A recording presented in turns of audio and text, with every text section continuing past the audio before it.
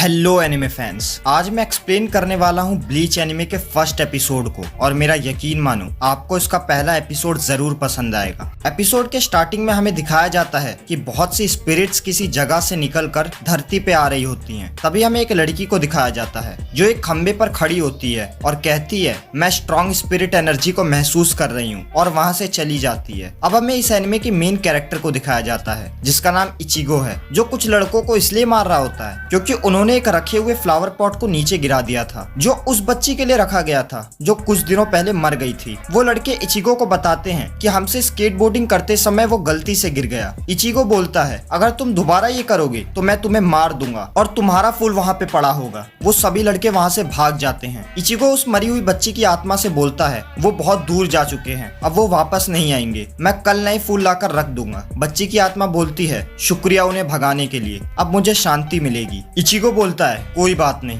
अपना ख्याल रखना। फिर इचिगो हमें बताता है कि मैं इचिगो कुरोसाकी हूँ, 15 साल का एक गुस्सैल लड़का। मेरे परिवार की दवाई की दुकान है, कभी कोई मरता है तो कभी कोई पैदा होता है, शायद उस वजह से पता नहीं कब से पर मैं भूत देख सकता हूँ। अब इचिगो घर पहुँच जाता है, तभी उसके फादर उसे लात मारते हुए कहते हैं तुम लेट हो, पता है ना हमेशा डिनर 7 बजे होता है। इचिगो बोलता है ऐसा कौन अपने बेटे का स्वागत करता है जिसने एक लड़की भूत की जान बचाई है। इचिगो के फादर बोलते हैं सिर्फ तुम्हें भूत दिखाई देता है, मुझे नहीं, तो खुद पर गर्व कर रहे हो। इचिगो बोलता है मैं ये नहीं चाहता था, मैं पैदाइशी ऐसा हूँ। यूजू बोलती है अब बस भी करो आप दोनों, खाना ठंडा हो रहा है। कारीन बोलती है जाने दो यूजू, थोड़ा और दो। इचिगो बोलता है आजकल का कौन सा हाई स्कूल का लड़का 7 बजे घर आता है। तभी वहाँ एक दूसरा भूत आ जाता है। इचिगो कहता है कितनी भी कोशिश कर लूं ये भूत जाता ही नहीं है। कारीन बोलती है बेचारा इचिगो। यूजू बोलती है मैं उन्हें महसूस कर सकती हूँ पर देख नहीं सकती। कारीन बोलती है मुझे भूतों पर विश्वास नहीं है। यूजू बोलती है पर तुम तो उन्हें देख सकती हो ना कारीन, सिर्फ पापा ही नहीं देख पाते। कारीन बोलती है मैं चाहे उन्हें देख पाऊं या नहीं, मुझे विश्वास नहीं है मतलब नहीं है। हमें दिखाया जाता है कि इचिगो और उसके फादर अभी भी लड़ रहे होते हैं। इचिगो कहता है मैं सोने जा रहा हूँ। कारीन बोलती है ये आपकी गलती है पापा। उसके फादर बोलते हैं पर क्यों।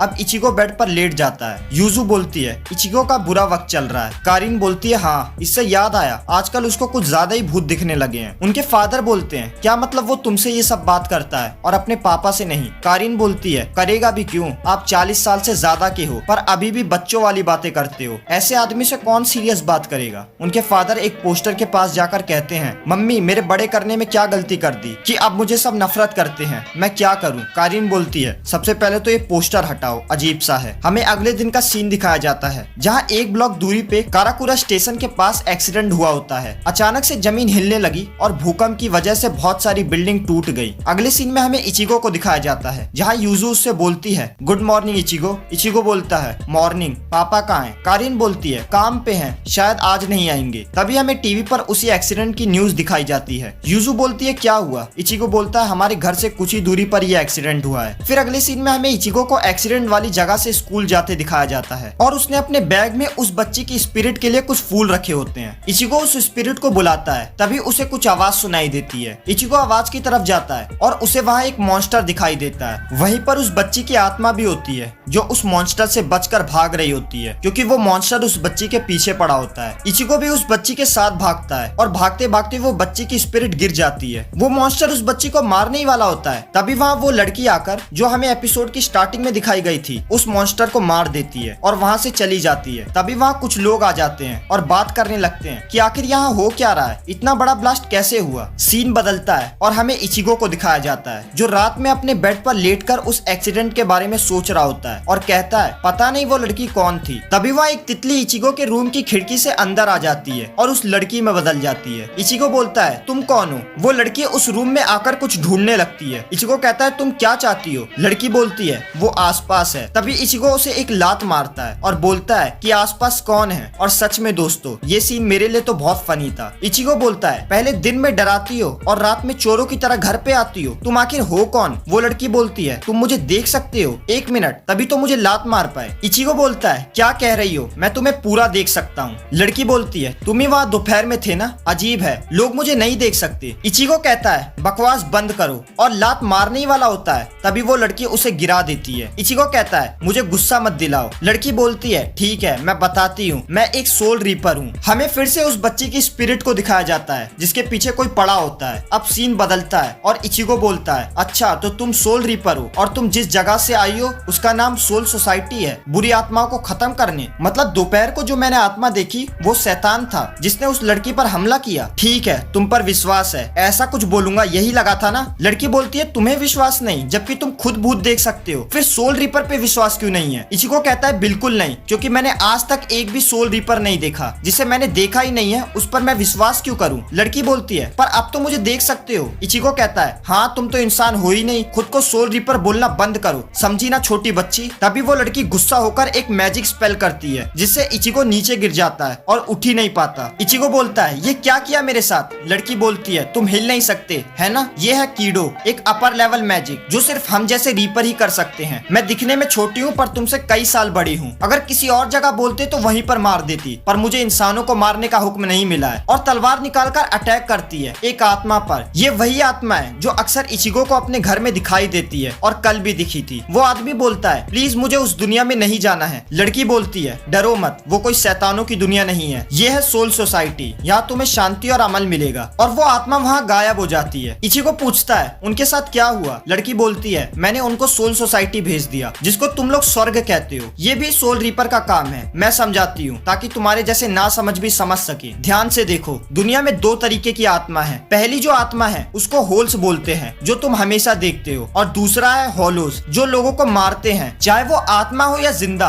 उनकी आत्मा को कहा जाता है। वो शैतान होते हैं। कोई सवाल? इचिको बोलता है हाँ, तुम्हारी ड्राइंग कितनी बेकार है। तभी वो लड़की इचिको के चेहरे पे मूंछ बना देती है। इचिको कहता है ये तुमने क्या कर दिया? लड़की कहती है सोल रीपर्स के दो काम होते हैं, अच्छी आत्मा को सोल सोसाइटी तक पहुंचा देना, जैसे मैंने अभी सील लगा के किया, और दूसरा होलोस के अंदर से बुरी आत्मा निकाल देना। इचिको पूछता है तो वो होलो उस लड़की के पीछे क्यों है? लड़की बोलती है वो मुझे मालूम नहीं, होलोस के बारे में ज्यादा जानकारी हमारे पास नहीं है। हमें उसी लड़की को दिखाया जाता है जिसे वो होलो मारने वाला होता है। लेकिन तभी वो रुक जाता है और कहता है मैं एक स्वादिष्ट आत्मा को सूंघ सकता हूँ। वो पास ही एक सोल रीपर के साथ है और वहाँ से जाने लगता है। तभी हमें दिखाया जाता है कि इचिको को कुछ आवाज सुनाई देती है और वो कहता है ये क्या है? लड़की बोलती है पता नहीं, शायद यहाँ एक होलो घूम रहा है। इचिको उसे खत्म करने को बोलता है। लड़की बोलती है नहीं, असल में मैं उस होलो को महसूस नहीं कर पा रही हूँ, जैसे कि कोई जबरदस्त ताकत मुझे रोक रही है। इचिको कहता है क्या कह रही हो? क्या वो रोना तुम सुन नहीं सकती? ये वही होलो है ना? लड़की बोलती है रोने की आवाज? नहीं तो। तभी उसे भी वो आवाज सुनाई देती है और कहती है हाँ ये होलो ही है। तभी यूजू की चिल्लाने की आवाज आती है। वो लड़की दौड़ के कमरे के बाहर जाती है और कहती है क्या ताकत है इस शैतान में, मुझे ये महसूस क्यों नहीं हुआ? तभी वहाँ यूजू आती है और कमरे के बाहर गिर जाती है और कहती है कारिन को बचा लो। वो लड़की उस होलो की तरफ भागती है जहाँ उस होलो ने कारिन को पकड़ रखा था। तभी वहाँ इचिको भी कैसे भी करके आ जाता है, जो कि उठ भी नहीं पा रहा था। लड़की बोलती है पीछे हट जाओ, लेकिन इचिको धीरे धीरे करके उठने लगता है। लड़की बोलती है वो हिल रहा है मेरे हाई लेवल मैजिक के बाद भी। इचिको कारिन को इस हालत में देखकर अपने हाथ को खोलने की कोशिश करता है। लड़की बोलती है ऐसा मत करो, कोई भी इंसान इसे तोड़ नहीं सकता, अगर जबरदस्ती करोगे तो तुम मर भी सकते हो। लेकिन इचिको उसके मैजिक को तोड़ने लगता है। लड़की बोलती है एक आम इंसान इसको कैसे तोड़ पा रहा है? और इचिको उस मैजिक को तोड़कर चेयर से उस होलो पर हमला करने लगता है, पर होलो इचिको को एक हाथ मार के बाहर फेंक देता है और कहता है ढूंढ लिया तुम्हें। वो इचिको पर हमला करता है पर इचिको बच जाता है। तभी वो लड़की उस होलो के पैरों पे मार के कारिन को छुड़ा लेती है और वो होलो गायब हो जाता है। अब इचिको कारिन को उठाने लगता है। लड़की कहती है इतना रो मत, होलो अभी तक तुम्हारी बहन की आत्मा को नहीं खा पाया है। इचिको बोलता है तुम सच बोल रही हो ना? लड़की बोलती है हाँ, ये होलो वो आत्मा ढूंढ रहा है जिसमें बहुत सारी शक्तियाँ छुपी मौजूद है। अब समझ में आया, वो होलो उस लड़की के पीछे नहीं है। इचिको कहता है क्या मतलब? लड़की बोलती है कुछ कारण की वजह से तुम्हारी शक्ति होलो को अपनी तरफ खींच रही है, शायद तुम्हारी ताकत तुम्हारे शरीर के अंदर छुपी हुई है, जो एक कॉन्ट्रैक्ट से बाहर आ गई, जो तुमने उस लड़की की आत्मा से किया था। अगर छोटे में कहूँ तो वो होलो उस लड़की से तुम्हारी आत्मा महसूस कर रहा था, वो सब तुम्हारे पीछे है। इचिको बोलता है मेरे पीछे? तभी वहाँ फिर से वो होलो आ जाता है। लड़की इचिको से बोलती है तुम पीछे रहो। इचिको बोलता है चुप रहो, मतलब उस लड़की पर मेरी वजह से हमला हुआ, मेरे वजह से कारिन और यूजू की जान खतरे में पड़ी। इचिको गुस्से में उस होलो के सामने चला जाता है और कहता है तुम मेरी आत्मा चाहते हो ना, तो आ जाओ लेकर दिखाओ। होलो इचिको पर हमला कर देता है, लेकिन वो लड़की बीच में आकर इचिको को बचा लेती है और उस होलो का दांत तोड़ देती है। पर इस चीज से वो लड़की भी घायल हो जाती है और नीचे गिर जाती है और कहती है तुम्हें पता होना चाहिए कि तुम उस होलो के सामने कुछ भी नहीं हो, या फिर तुमने ये सोचा कि अगर वो तुम्हारी आत्मा ले लेगा तो सब ठीक हो जाएगा, ऐसे तो हम सब उसका खाना बन जाएंगे। वो होलो दर्द से चीख रहा होता है। लड़की बोलती है तुम्हें अपने परिवार को बचाना है? इचिको कहता है हाँ जरूर, कोई रास्ता है? लड़की बोलती है अब बस एक ही रास्ता है, इस जानपक्टो को पकड़ के बीच में खड़े हो जाओ और मैं अपनी ताकत तुम्हें दे दूंगी। दोस्तों यहाँ जानपक्टो का मतलब तलवार से है। पता नहीं ये काम करेगा या नहीं, पर फिलहाल यही एक रास्ता है। इचिगो बोलता है वो स्वॉर्ड मुझे दो सोल रीपर। लड़की बोलती है मेरा नाम सोल रीपर नहीं रुकिया कुछ चुकी है। वो हॉलो उन पर हमला करने वाला होता है। तभी इचिगो स्वॉर्ड पकड़कर बोलता है मेरा नाम इचिगो कुरोसाकी है। तभी वहाँ बहुत तेज लाइट चमकती है और अगले ही पल में इचिगो उस हॉलो का एक हाथ काट देता है। रुकिया बोलती है ऐसा कैसे हो सकता है, मैंने बस अपनी आधी ताकत दी और उसने पूरी ले ली। आखिर ये है कौन? मैंने आज तक किसी भी इंसान में इतनी ताकत होते हुए नहीं देखी। मैंने आज तक किसी भी इंसान को खुद से मैजिक तोड़ते नहीं देखा और आज तक मैंने किसी भी सोल रीपर का इतना बड़ा जनपक्टो पूरी जिंदगी में नहीं देखा। वही हमें इचिगो को दिखाया जाता है जो हॉलो से कहता है कि तुम्हें मेरे परिवार को चोट पहुंचाने की सजा जरूर मिलेगी और उस हॉलो का सर बीच से काट देता है जिससे वो हॉलो मर जाता है और गायब हो जाता है और एपिसोड 1 यहीं पर एंड हो जाता है।